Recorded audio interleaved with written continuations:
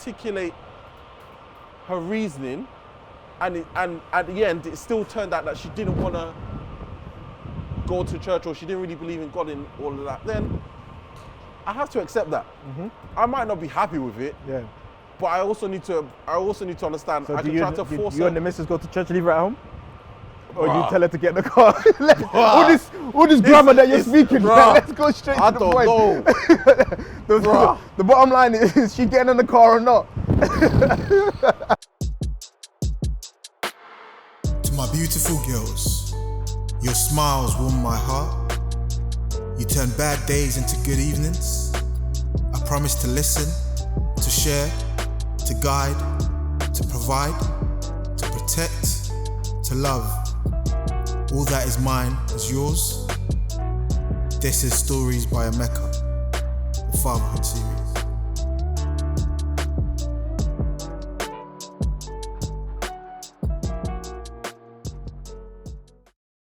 Gabriel, what's going on? What's going on, bro? How you doing? Bro, you got me here. You ready for golf? Bro, I'm gonna try. This is one of them sports that you don't know what you're doing, but you just have to. To be fair, it's amateur season. Everyone that's been on here, like none of us are professionals, but it's just some good fun. You know? As we're having some serious conversations about fatherhood. Yeah, for real. But so to get us started, because you're up first. Okay. I see you've already taken your first shot. 54 yards. As you can see, we've got a leaderboard going. No pressure, yeah. Lee 195. Okay. Next up, we got Dr. Nick. Yeah. I don't care about none of them. Boller's my guy. 147. All right, Stefan. All right, OB 112. Question mark on what you're gonna get. Obviously, you see me over here, 205. I'm in my own lane. All right. Wait, I only get 5 shots. No. So we've got multiple games, multiple rounds, okay. but in terms of each time, you've got 5 shots consecutively. All right. And I'll have my go and then take it from there. Don't worry. But yeah, grab a ball. First question to you is, yes, 3 words you'd use to describe yourself as a father. And then we can dissect it a little bit. Oh, 3 words to describe myself as a father. Yeah. Ooh, you're not starting light, are you?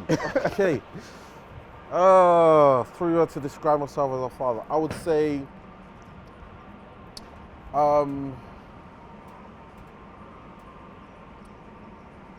mate, I would say that I'm adventurous. Adventurous. All right, maybe not that. No. Let me think about this. Where did you get that from? I don't even know, bro. I was trying to think about, this is a bit difficult. Okay, how do I describe myself as a father? Loving. Okay. I would say I'm loving. Yeah. I would say, are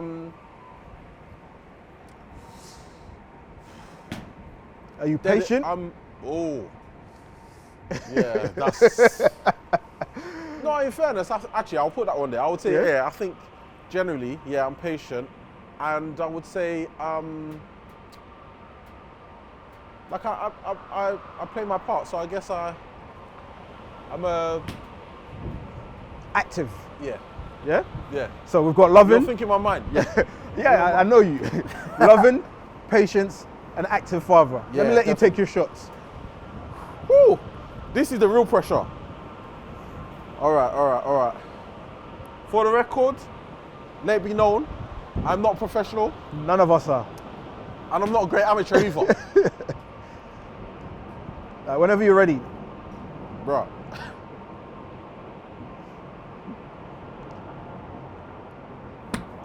Look at that. Not too bad. But you just need to go straight. Is that out? It's out of bounds. Oh, you're lying. Yeah, look. So when I actually hit it, it goes out of bounds. You need your body positioning. You need to figure out, like, maybe step in a bit, move away from that, step in a bit. Okay. Straighten your back straight. Yeah. And then sort of direction try to go that way. Yeah. Okay, cool. All right, but grab another ball. It's still you. You've got three more shots. At least I could hit it. Yeah. Okay, cool. All right, let's go back. So when you say active, what do you mean by active? So I'm active, like, I feel, I'm very hands-on. Yeah.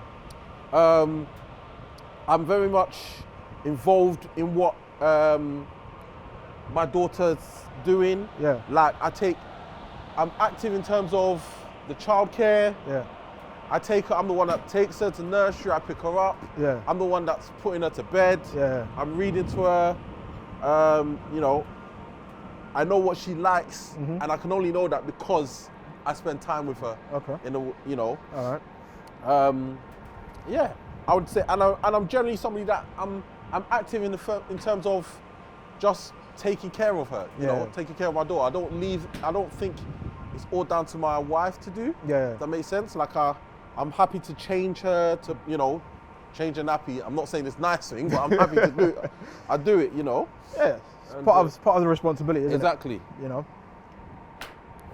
Oh, bruh. No, that's not a great one. That was not a great one at all. So, how old is your daughter? Okay, so she's 2. Yeah. So she's 2 now. She'll be turning 3 in November. Okay. So you've done things the conventional way. Yeah. In regards to married. Yeah. Then had your child. So at the point of finding out you was going to be a dad, talk to me about the emotions. Talk to me about sort of that feeling of knowing that life's about to change. Mate, that feeling was emotional.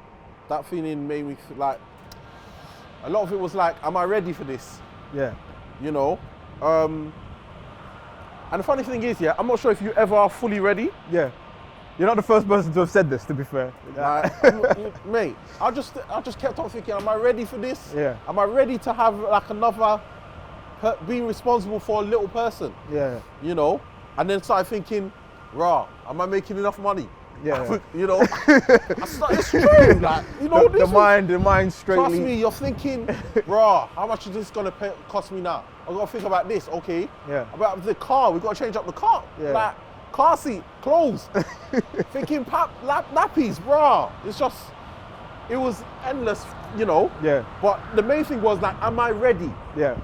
And I don't really think you can ever be fully ready. Yeah. You can only try to prepare as best as possible.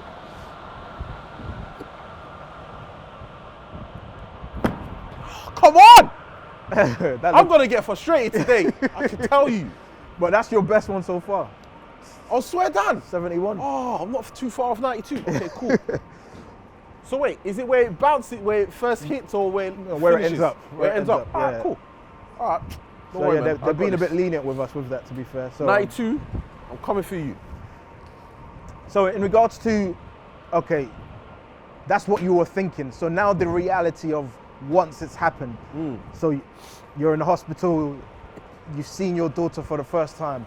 Mate. Yeah, talk to me about that emotion. I think the day I saw her, oh man, I cried.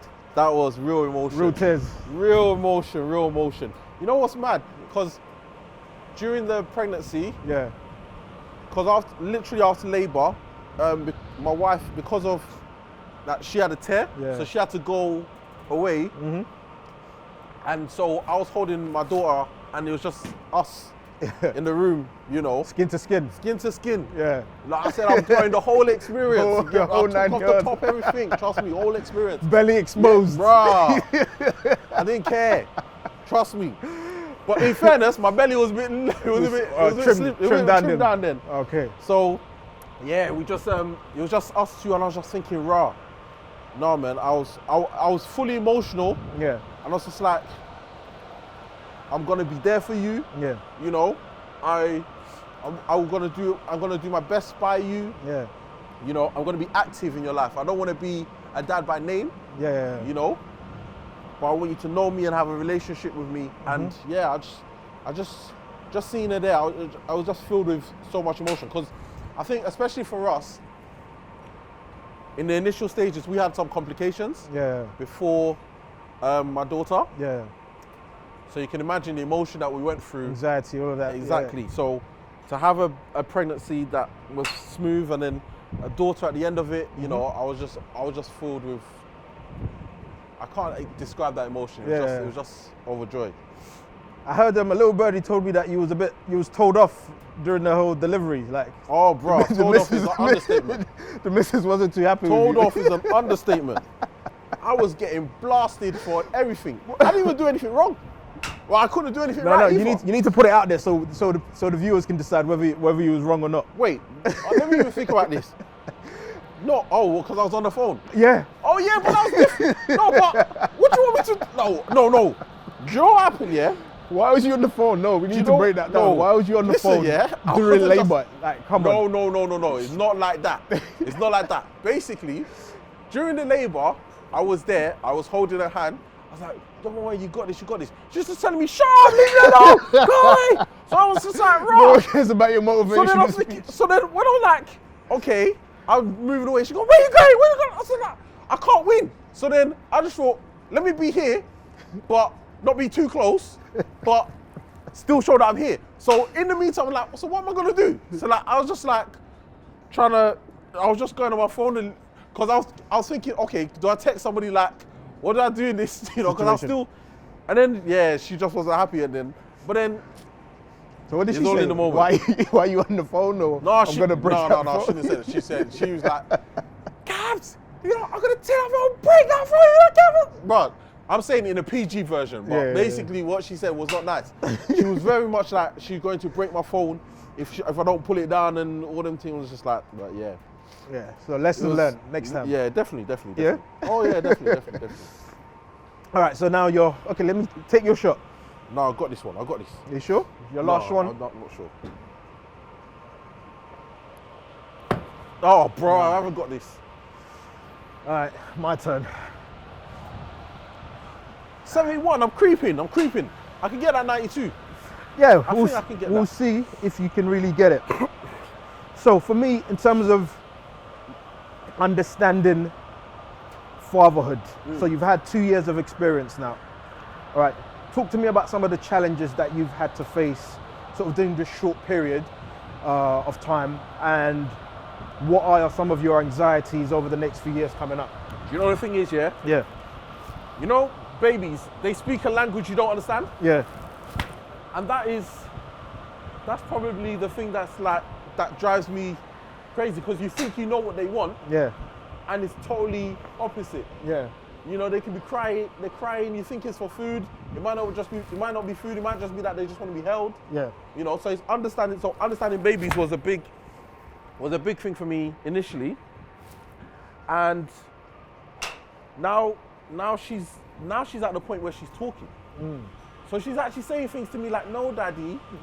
Like, and I'm like, how do I deal with this? Like, you wanna be disciplined, you wanna show discipline without going too far. yeah. Because you know how we grew up, it was very different. There's no daddy in my I never said no mommy when I was growing up, you understand? That wasn't in the vocabulary. Right, it did not exist. So it's very different. So you're trying to understand, you know, you're trying to strike the right balance. You know, so there's that, and then yeah, for me I'm always thinking about, am I doing the right thing? You know, because I'm just like, you never know, and you look at what's going on around you, what you hear about in the news, you know. So, and they say they start from early, so you need to ensure that there's that level of discipline, that you have that level of communication from the get-go. But it's not easy when it's a 2-year-old, and you know, do you see where I'm coming from? Yeah. So in terms of Bro, you hit 100 without even trying. I'm warming up. In terms of those formative years of, you know, at that age they're soaking so much information in, and trying to figure out whether you're doing the right thing or not. What is your framework or your blueprint of fatherhood? Yeah. So this could be fictional, or this could be sort of real life examples of people you've seen who've done fatherhood, and you're saying, you know what, that's the model that I want to incorporate. Or if you want to answer the question in this way, what examples have you seen that you're saying, you know what, definitely not doing it that way? Yeah. So I think there's a level of needing to being intentional about things. Okay. I think a good Ralph. Don't watch me. I'm in my own lane. Ah, Just, look at don't this worry guy. about me. Just answer the question. All right. Anyway, the benefit I've had is that I've had a lot of friends around me who have been fathers before me. Yeah. So I've been able to, so without them knowing, I'm looking at certain things that they do with their children. You know, one of my friends, I noticed that his daughter he has a son and a daughter. Yeah. And they always have time when they're reading with, they spend time reading together with mum or him. And I thought that's something that I want to do with my daughter. Okay. So we read, for example, every day. Yeah. And we got the books, and now she's reading back to me, and that's one thing that I encourage her with. And then other things which we found that were key is that having a consistent routine in certain things. So in terms of when she wakes up, in terms of her breakfast, her morning routine, in terms of what she eats when she comes back from nursery, in terms of when we get her to bed, when we bath, she knows when certain things are coming, and because it's a routine, so, and I found those things definitely helped to make the journey easier, if that makes sense. So but a lot of it has come from what I've seen my friends do with their children, what I've seen some of one or two, let me not say all family members, but one or two family members that I look at and think, okay, I like that, that makes sense, and I try to apply some of that into our household. Okay, what about the things that you see and you say, okay, I'm not going to do that? So one thing, again, every parent is different, and I'm not here to judge anybody, but I don't want to be one of those parents that shouts at my child unnecessarily. Yeah. And I also want to be I'm very intentional about words I say around her. Okay. I don't really use bad language or foul language anyway, but I wouldn't want that impression to be, even if it's not necessarily, I've seen in a couple of examples of some people that I know, without necessarily you don't have to use swear words to use foul language. Does that make sense? Yeah. So I've seen them use foul language or bad language around their children when they're disciplining them, and I don't want to fall in line with that. Okay. I feel there's a need to instill discipline, but in the right way. Is how you communicate the right tone. And I'm fortunate because we're consistent with that. My daughter, she knows when we say no in a certain way, she knows, okay, I'm not to do that. Yeah. And she'll stop to do that. Don't get me wrong, she'll try to push it now, especially as she's getting older. I'll be a little bit more cheeky, but she generally knows when we're being serious and when it's time to play, kind of thing. I'll tell you a story. So obviously, Summer's she's 11 going on 18. Bruh.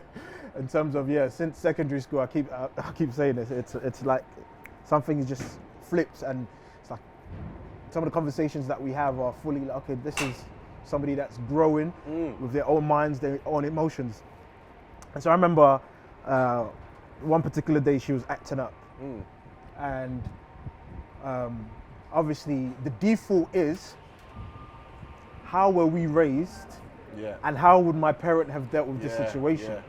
Firstly, this situation would not have occurred because you wouldn't even try it. Like, what do you mean? You don't even have the liver. Like, it doesn't. What do you mean you're resisting to what I'm telling you? Like, it doesn't make sense. So I think at the time it was just more of, I'm going to confiscate the phone, type of thing. And so she was like, no. And you're thinking, what? Yeah. So did I hear that correctly?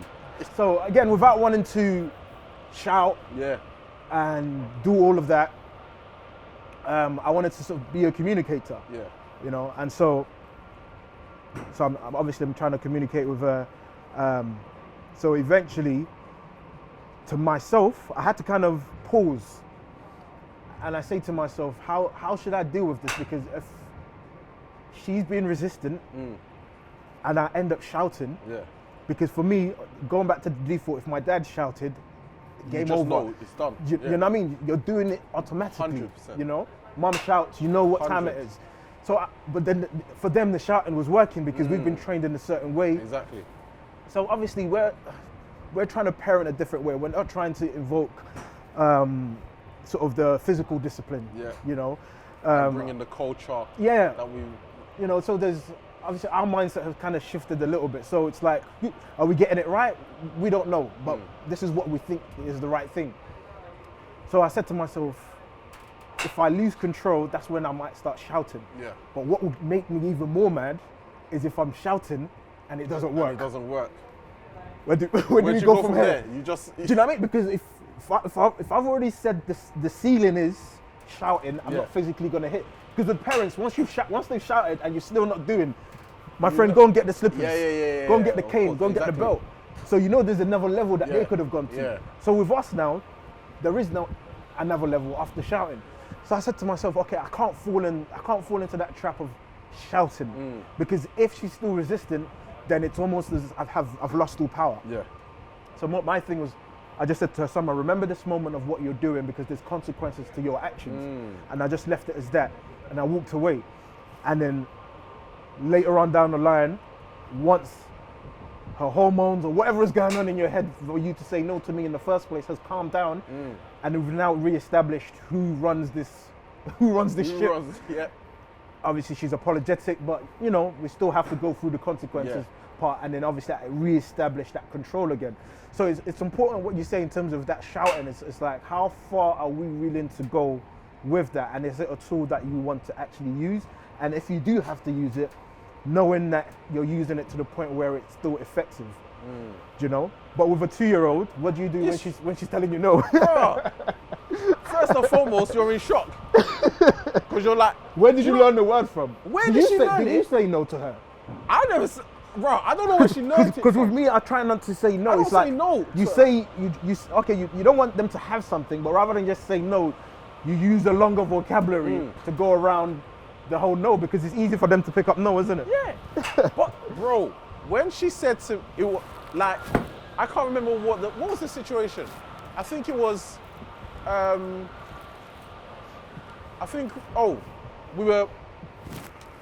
she wanted to play with her tablet. Yeah. No, I think we were getting ready for bed, but she still wanted to, because she's now watching Peppa Pig Okay. a lot on her tablet. Yeah. So obviously I let her watch it, but it's now time for bed. Yeah. But before it's time for bed, we have to go bath. So it's like, we say, oh, it's time for Bubbles, because she Response to that. responds to Bubbles. And she's like, no, Daddy. And she's actually saying it, laughing. I'm thinking to myself, did I just hear that right? Did you actually? She's actually saying, no, Daddy. Yeah. And I'm thinking, whoa, where did this come from? And, you know, you're now getting to this point when she's now becoming resistant. Yeah. So and you're initially confused, thinking, how did that even come about? But then you're now thinking, okay, how do I deal with this? Yeah. You know? So I find myself negotiating with a 2-year-old. Yeah. The age of negotiation. I'm not thinking, I'm negotiating. How can I be I should be telling you this and that's it. But I'm actually negotiating with you, you know, to ensure that you can actually hear what I'm saying. Yeah. And it's crazy, but it's been effective. Yeah. At least for now. But it's funny that you mentioned about Summer, because I'm thinking, Annabelle's 2. Yeah. What's she gonna be like when she's 11? Yeah. What's she, you know, how do I deal with Full-blown personalities. It's a whole different person. Yeah. Right now, you're the main influence in her life, and you're the mum. Exactly. So when they now start secondary school and now engaging with other people, you know, That it's the foundations that you're setting that you need to think deeply about in regards to. Honestly, yeah, I don't know if I'm ready for that. I genuinely don't know if I'm ready for that. All right, let's see if you can beat your. What's my score? 82? No, that's me. Oh, that's you. Yeah. Oh, I was in the 70s. I think I was in the 70s or something. Yeah.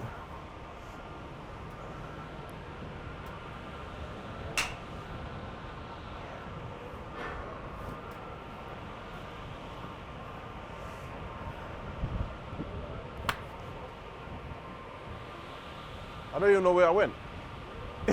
You lost sight. Wait, is that me? No. Did I go out? We'll find out with the animation. Oh, come on, man. Wait, don't tell me that was your score. No, why is it not coming up? Anyhow that went to yours, I would be so pissed. I think I had one more shot left anyway. No, don't take the mic, bro. Because that went. I saw that fly. I think the connection's a bit slow. I don't know what's going on. But anyway, so you're a man of church. Yeah, you could say that. I believe in God. I have a Okay. relationship with Him as well. All right. So I want to talk to you about sort of the main sort of conversation I want to have you with is in terms of the role religion will play in your household when it comes to raising children, and understanding the values of the church mixed in with your values, and understanding how that works within a sort of traditional marriage Is dynamic. It Just Should I? This is a bit like it's crashed. Right. But yeah, so Okay. while I sort this out, in terms of what role does religion play for you as a father? You know, the thing is,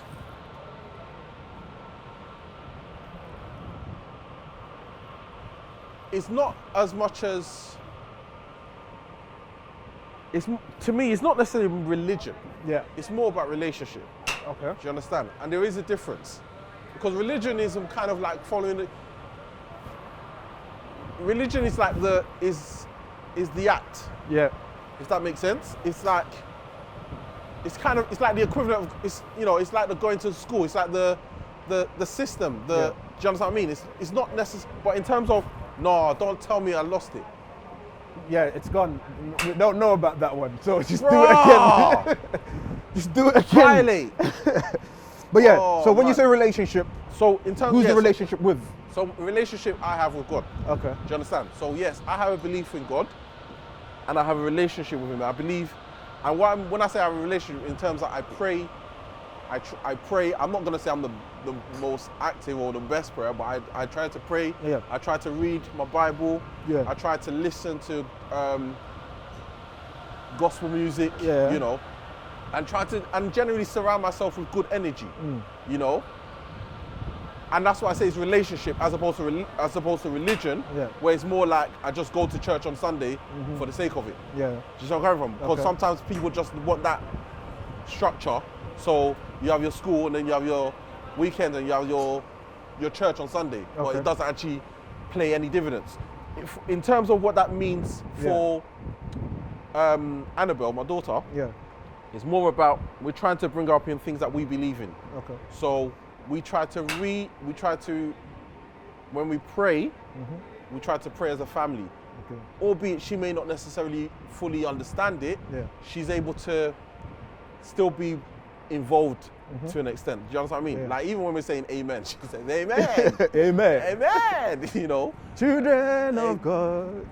Exactly, So we just try to encourage her Yeah. from that point of view. And as she gets older, we want her to be able to have an understanding for herself. Okay. We don't want to be people that force it upon her, but we want her to really know that we have beliefs. So do you feel like religion or this relationship with God was forced upon you at a young age? Well, because that's- yeah. growing up, we all had to go to church Of course. until we decided we didn't want to go to church. If you decided that's what it was for you. So for me personally, I think I got to the age of 16 where I started questioning a lot of things that was happening in church, and started to lose that relationship with the church, but still had my faith, if that made sense. Yeah. So yeah, how would you feel sort of moving forward with all the groundwork that you've put in now? You're still waiting for it to roll. Yeah, 54s. What kind of scoring is this, bro? That's not 50. But yeah, so how would you, Um, in terms of, like you said, for her to eventually want to now, So, okay, if I talk about us firstly, regarding myself here, like you said, I went to church initially because I was told we're going to church. no Do you understand? questions. There's no questions. Yeah. So that's what I grew up in. I grew up in the church. Yeah. I grew up going to church because that's what I Yeah. knew about. However, it's only actually when I went to uni, I realized that I had actually been attending church for about 18 years or 19 years, whatever it may be, of my life, without actually really knowing Why you was going? why I'm going. Yeah. Do you understand? So that's when I made a decision for myself that actually, if I'm gonna go, I wanna go genuinely for myself, Yeah. where I can actually learn something or get something from it. Yeah. Yeah. And that's where I could say from uni per se, that's where it changed for me. That's where I was actively going trying to develop, you know, a relationship with God, and I feel I did, you know. And as I said, I won't make it out like I'm not the perfect Christian. Yeah. I still make mistakes. Yeah, I don't think there is daily. a perfect Christian. Exactly, you know, but I do genuinely have a belief, and I therefore try to, you know, improve my relationship, or you know, and that means trying to actually pray and trying to read about God and whatnot. There's no point in saying you believe in God. Well, you can believe in God, but if you have a better understanding of who God is or what He represents, then you can align better with your beliefs. Yeah.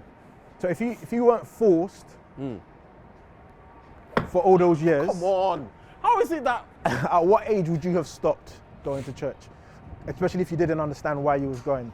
If I wasn't forced? Yeah. At what age would I have stopped? Bro, if I wasn't forced, I probably would have stopped when I first hit into secondary school, I guess. Okay. You and know? if Annabelle tells you, Daddy, I don't want to go to church anymore at that age, because we're in a generation of speak your mind, right? Well, that is very true. So what And would you do? Because you're still obviously actively in control of that household. And obviously church and the values of church are still important to you. So as a father in that situation, knowing that you still want to invoke all of these things in her, and the power of prayer and all of these other things that the church offer, but she says, Daddy, I don't really see what the point of church is. That's a different question. The reality, because not wanting to go is one thing. Yeah. Why you don't want to go is another thing. Okay. Do you understand? Yeah. And it's about understanding the why as opposed to just taking the no. Okay. Do you understand? So if she comes up to me and she's telling me she doesn't want to go, that's one. That's okay. By the way, to break it down.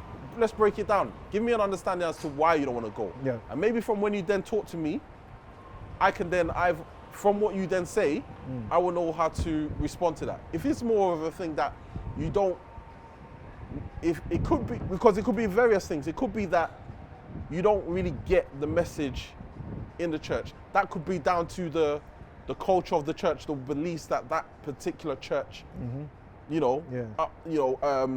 declare and whatnot, just preach about, and therefore it may be that because you haven't found your own space in church, because in like church in itself, you know, you have youth ministries, which is what I'm a part of, for example, you know, and you have adult ministry, which is a totally different experience. So it could be that. Do you see what I'm coming? So it comes down to having a greater understanding. But all said and done, if it really came down to, if she was able to really articulate her reasoning, and at the end it still turned out that she didn't want to go to church, or she didn't really believe in God in all of that, then I have to accept that. I might not be happy with it, but I also need to understand. So I can try to force her. You and the missus go to church, leave her at home? Or do you tell her to get in the car? all this grammar that you're speaking, let's go straight to the point. The bottom line is she getting in the car or not? Ask me in a couple years. Ask me in a couple years. All this grammar that you're speaking. Take your shot, let's see. Let's see if you're gonna beat your record. Okay, where's that? What's going on, man? Look, we can see it. 63. You're getting there. No, man. You got? I hit one that was 100, man. No. And it's doing this now, man. This game bored me. Listen, I definitely hit one there. No, man. It was flying, bruv. That one was. Listen, you need to just aim straight. All right, your technique is still a bit off. That's why.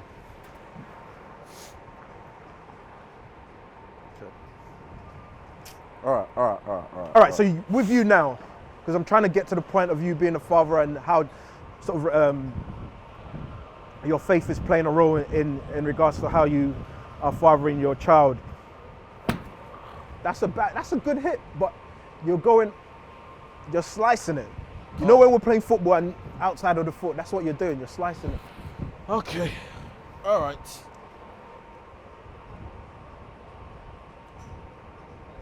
All right, let me let you concentrate. Let's see what you can do with full concentration. Bro, I'm not gonna do. This one's gonna go there. Watch. You see? I told you. You hit it down. That's why. Yes, my shot. Bros, thank you. Bro, you stole my shot, man. I tell you, it was in the 100 marks. How did it just disappear? But yeah, so in terms What were you of saying, sorry. Sort of the church and the impact that has on you as a father, what are some of the benefits of you being in church are playing to the role that you are now having, this ultimate responsibility of being a father? Do you know what I think for me, there's the community. Okay. The community aspect.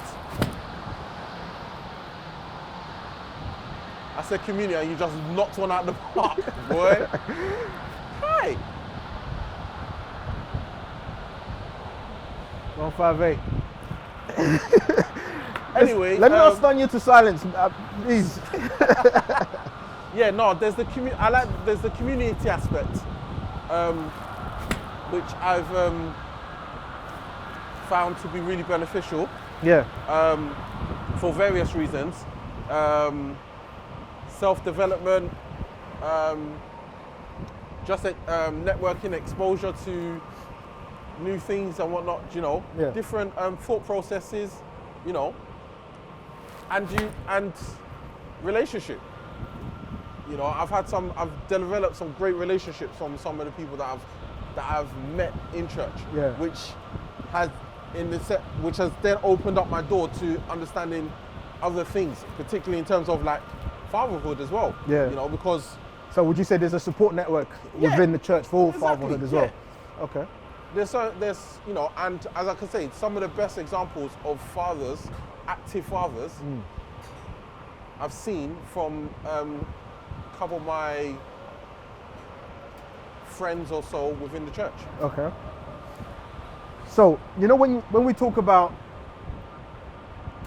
sort of looking at different frameworks of different people, how well do you know those people in church, for instance, are good fathers? Because on the surface, a lot of people are good fathers. Yeah, 100. But in terms of how they deal with conflict situations that may arise within the home, like, we don't really have full insight to that. So how do you really know that you can say, okay, some of these people within the church environment So- are actually I hear what you're saying, Yeah. and that's why I say it's all about relationship. Do you understand? Because I'm not necessarily taking people on face value Yeah. and saying, yeah, I'm not taking them on face value and saying they're a good father. Yeah. I'm calling them a good father based on what I've seen beyond church, Okay. not what I see on the Sunday. Yeah. Because there's people that dress up on a Sunday and look good. And the things that happen in the home, in their house, is totally different. Yeah. You understand? And that's why that's why I say it's about relationship. It's the same what I can say in terms of relationship with you and I. Yeah. You know, I know you to be a good father, not because I know that you have children and I see you take them 1 or 2 places or something. Yeah. It's based on the fact that, one, I know you personally, Yeah. but I've also been around you and while we've been with your children to see the dynamic. You don't necessarily get to see everything, Yeah. but even when you can you can generally see a natural relationship, you know, when you spend time with people and how they are generally, and you can see, and a lot of times when people are not necessarily like that, you can tell. You can also tell. Yeah. If that makes sense. So yeah, I think the relationship. I think just because I've had a relationship with them, Yeah. I'm open. I guess I'm more into their circle or more into their Okay. exposed into their, you know, Yeah. to their dynamics and whatnot, and therefore we get to see these things a bit more live on. Yeah. So society has so many different problems. And of some of those problems, we're saying that strong relationships and fatherhood can be the solution to those problems. As obviously we live in London, we know what's happening on the streets with a lot of our young people. But if we're taking it back before children are actually born and we're looking at how we form relationships before having children, do you think that there's a fundamental flaw to our thinking And does lust have a part to play in terms of, because of lust, we do not actually fully understand the act of sex, for instance, and that eventually leads to a child. So when we haven't actually built up a real relationship with the person, and a lot of the times the relationship breaks down, and then obviously a child is now the outcome of that. This child is now left eventually to now be in a broken home situation. 100. You know, do you feel like the church has a role to play in rectifying that ultimate flaw we have within society of dealing with lust and the lack of understanding of building real relationships before having children? 100%. I always say to, you know, like I said, I'm part of the youth ministry and whatnot. Yeah. I always say to my youth. So let's respect Pastor Gabriel. Oh, let's take it back. Calm down. Or minister. So what's Calm your down. official title in the church? I don't want to get technical. No, let's. All right, listen, well, you've got a title. Let's share the title. Oh, bro. Anyway, I'm a deacon. Deacon, okay. So what does a deacon do? Bro. You know me, it's been a long time I've not been in Do the you know church. what, yeah? The basic, you pass, is you minister, you evangelize, you talk, you know. Okay. You basically apply the in as best as possible, you basically apply the principles of the Word of God. Yeah. As much as possible. Okay. And But- your responsibility is more with the youth. More, yes. But we'll get to that anyway. What Back I to the always lust, say, yeah. but what I always say, I say this to my youth, but it actually, it speaks about the church in general. Yeah. And it's that the church should be a place where you can ask any question. Yeah. Do you understand?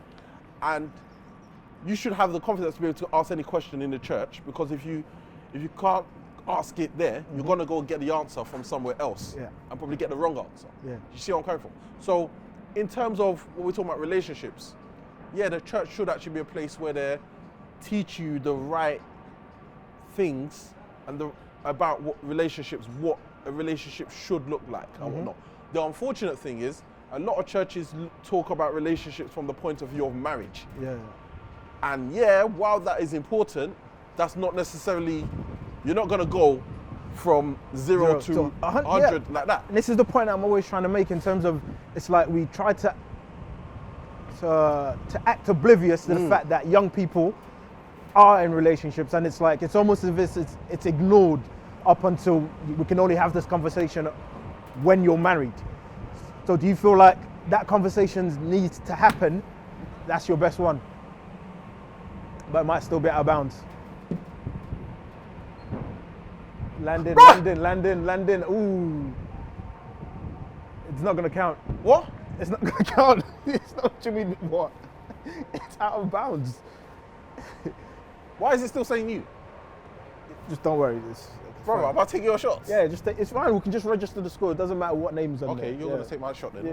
So anyway, that means I'm getting over 92. Now I just want you to have as much opportunity to beat the scores as possible.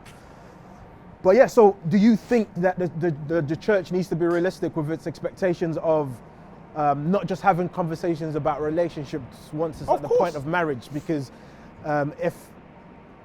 if these values are that are so much valued by its congregation, shouldn't that be taught to young people from an early age so they don't And make that's- some of these mistakes? Exactly that. The reality of it is, yeah, the church sugarcoat a lot of things. Yeah. They don't necessarily deal with the issues at hand. Yeah. You know, or speak about them in depth. You know, there's too many taboo subjects. Yeah. If you want to put it like that. Yeah. You know, So who makes it a taboo subject? Shouldn't there be a generational shift or I in terms guess of thinking? it's there's different factors. I mean, a lot of churches have, you know, we talked about our parents, you know, Yeah. our generation of parents. You need to remember, a lot of the churches, particularly like Pentecostal churches, are brought up in our you know, our fathers and mothers' generation. Yeah. So their cultural values are being put upon the church. Yeah. It's And almost therefore- as if it's, you know, when we talk about parents in terms of the wind, that's a good hit, but again, Oh, the bounce. I think you might just catch off the bounce.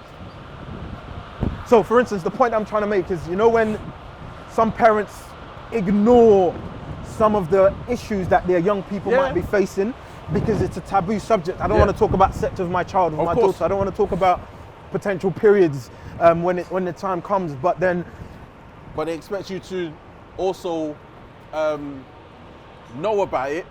So basically, they don't want to talk to you about it. Yeah. But at the same time, they don't want you to cross that line. So you know, it's so like the church. Obviously, we know that the church believes that sex before marriage is a sin. Correct? Yes. So because that's the belief within the church, does that mean we shouldn't talk about it? Like these young people in the congregation are not having sex because they're sinning already? Because they're not supposed to be sinning, let's not have that conversation. That is the problem. The problem is, as much as, yes, you can say sex before marriage is a sin. Yeah. But if you're not but you also need to appreciate the society that you live in and understand that they are going to be exposed to sex. Yeah. Whether they're having sex or not, they're exposed to it. So, and if you're not going to teach them about it, like I said, they're going to go and find the answer in the wrong place. Yeah. So if getting themselves involved in sexual activities or having sex, you know, out of marriage or not, a lot of that comes out of because you haven't actually spoken to them or taught them the ways about sex or not. And is it because they feel like they're going to be judged? There's also that. There's the church is, unfortunately, the church is... Shouldn't it be a safe space? It should be a safe space, but in hindsight, a lot of what the church is based on is judgmental opinion. Yeah. You know, and that's why a lot of people don't necessarily speak out in the church.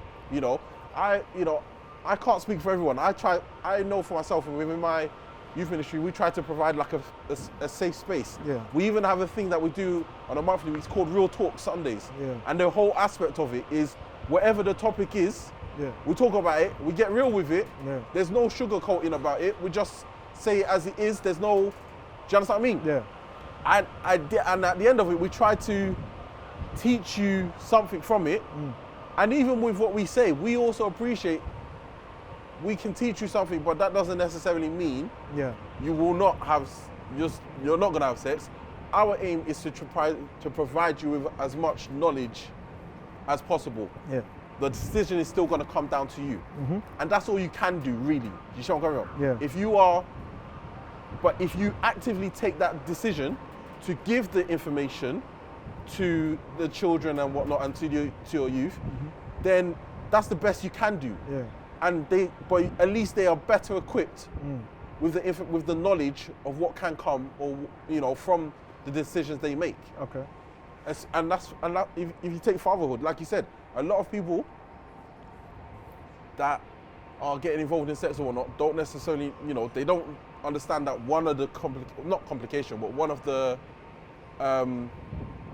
things that can occur is pregnancy. Yeah. You know. But if you need to educate them on that. Just so I'm, it can't just be enough to just tell them don't have sex before marriage. Yeah. And hope for the whole of their teens and their adolescence, they're not gonna get through that period where they feel. So the church needs a reality check, essentially. And 100%. And it feels like some of the thinking might be outdated. So with young deacons like yourself who are now in the church, do you feel like you have a strong responsibility as a father, as well as a deacon, you know, a respected member of the church, to now do more to change that culture? So it's not just about the youth ministry who are able to have that frank conversation, but the whole church are now open to different points of views and to different ways of thinking. Definitely. So what could you do from your position to try and change that mindset slowly? Well, as I said, you know, we introduce seminars, we try to have conversation we try to invite people. With the youth, that's great, but with their parents and the wider church. So we also try to, you know, what we implemented before, although this was before COVID, you know, we implemented what we called family services. Yeah. And the idea was that we were taking the concept of real talk and bringing it into the main service with the adults. Yeah. And it was and we had a panel of speakers who were able to I guess, put across the views Yeah. the youth had that they may not necessarily have been so comfortable to say to their parents. So, but that's something that we try to do, and we continue to do that. Although that can't be necessarily every Sunday, but we try to implement things like that. We try to implement, seminars where we have speakers who are not necessarily ministers or not necessarily religious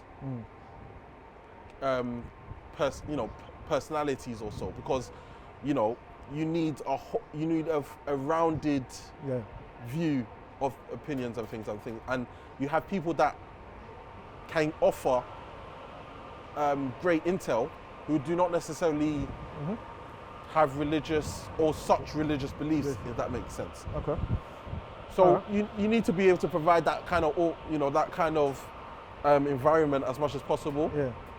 And we try to engage with the adults as much as possible from that perspective. Yeah. But it's not easy. Yeah. We're one people. I'm one person. We're one ministry. Yeah. We can only do so much. Yeah. Because I feel like fundamentally it's like we can't pretend that young people are not facing these issues. Of course not. And that just because it's been forbidden in the church, or the church looks down on these things, doesn't mean that's better. Doesn't mean that they're not happening. What's that? Well done. You've beaten Bola. I can go home knowing I'm not at the end. Oh yes. Keep going. Knowing that you've beaten Bola, that's done. Yes. Let me let you take this shot. Let's see if you can. I feel good now. I don't care for any other shot. I just know that I'm not. You're not far from Obi. Obi's 112.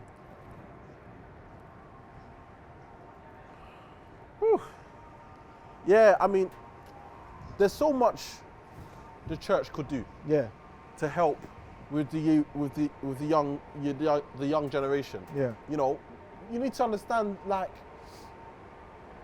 the church in itself is massive. Yeah.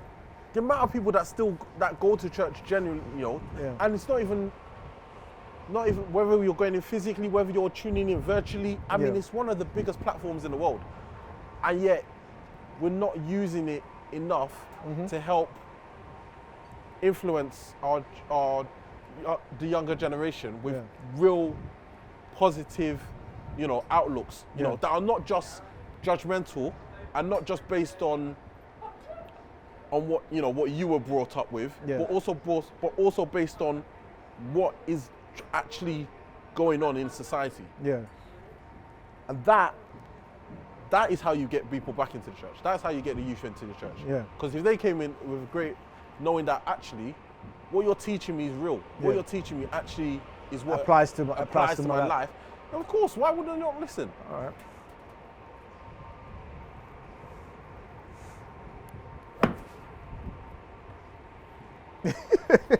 But anyway, back to regular program and carry on. You got 4 more shots. But yeah, in terms of sort of being progressive with the way the church works and engaging more young people. It sounds like within your church, you guys are doing some great work.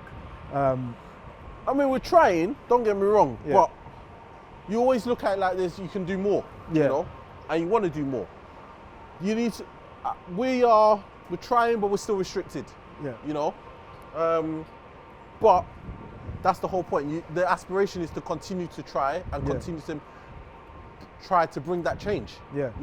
I would love to be able to say that. But being a young father yourself, where you understand, especially with some of the older congregations who might be out of touch with some of their teenage children, you're closer in age with them, you can still relate to them better than they can. Sort of similar to teachers, in a sense. What can you implement to drive that connection so they understand their roles and responsibility as parents, even within the church? So breaking down those barriers those stereotypes, those taboo subjects, you being that bridge. Do you feel like that's a responsibility you're willing to take on, being that bridge between the parents of the older generation and obviously their children of teenagers, because you can understand both. You're now a parent yourself. You understand their fears, the anxieties, and you just want the best for them. That was the worst one. Yeah. But at the same time, you have a deeper understanding of the youth themselves. Can you be that bridge? Within reason. I'm not, as much as you want to be that person, you find that the parents come to you anyway. Yeah. Because of you. But how frank are you when they come to you? Well, you are frank with them as much as they want to hear it. And what that means is that there are some parents, they come to you, but they don't really want to hear the truth. So as much as you may start to want to tell them, but then you can quickly gather whether they're going to if they're really receptive to what you're saying. If it's really going to have an impact. And therefore maybe you then have to think of, is there a different approach? Yeah. Or how we do this. You want to be able to, I would say we do that anyway, but it's not easy. Yeah. And there is only so much we can do. And at the same time, I would also say there shouldn't necessarily be so much of an expectation on us as youth leaders or so. A lot of it has to come from the parent wanting to just communicate with their child. And a lot of our parents of that generation don't do that. They just don't a lot of them simply just don't listen. They just simply don't communicate. Yeah. And that's what the main issue is. Because communication is two ways, isn't it? It's like exactly. You can talk all you want, but if the person's not listening because they're set in their ways, then it makes it difficult to have an effective communication. Exactly. Effective dialogue, isn't it? And Gabriel, you've got 2 minutes to try and get as many as you can. That's not too bad, but I think it's out of bounds. The wind is killing me, man. Wait. Oh. What?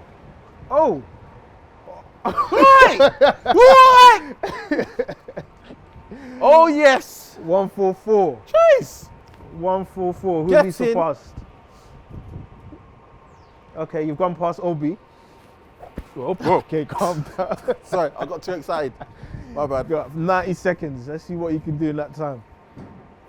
Bruv, I've gone. It's gone. You lost it. I've lost it. Wait.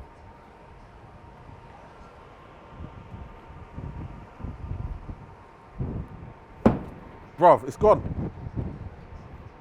I can't hit again. So before we sort of start rounding up, in regards to leading a household as a father,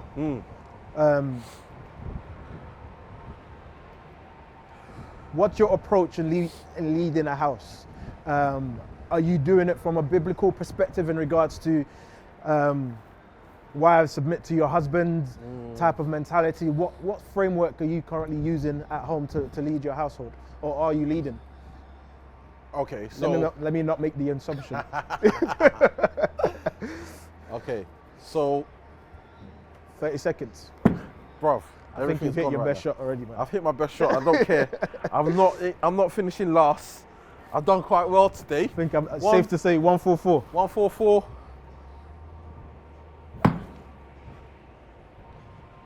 What, 10 seconds? All right, 10 seconds.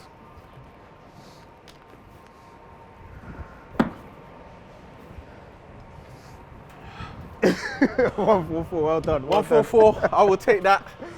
But yeah, in terms of leading your household, and the role of the church within sort of that leadership within your household, how does it work? Well, like I said, for me, it's all about, in terms of the church aspect, is the relationship aspect. So I have a relationship with God, and therefore in my household, we have a relationship. So if I'm praying, we're praying as a household. Yeah.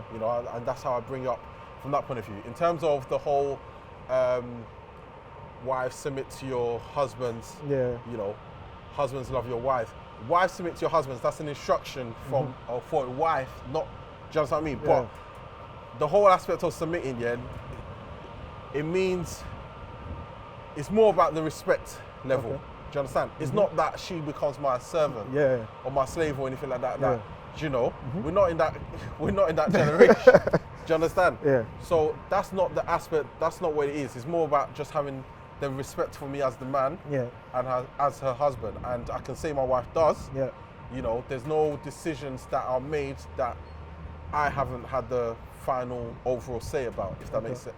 You know, we talk and we communicate with each other. And it says, as a husband, love your wife. Yeah. You know, so in the same vein, I treat her with respect. Yeah. You know, I speak to her in a respectful way. I don't speak down to her, and she, you know, I give her her respect, and I show my love and my appreciation of her as a wife and as a mother to our daughter Annabelle. In that case, so yeah. No, that's good, because I feel like when people take the scripture sometimes, they take it literally. Like interpretation is how people interpret it to suit their own mentality as well. And that's the problem. The Bible has been abused in so many ways.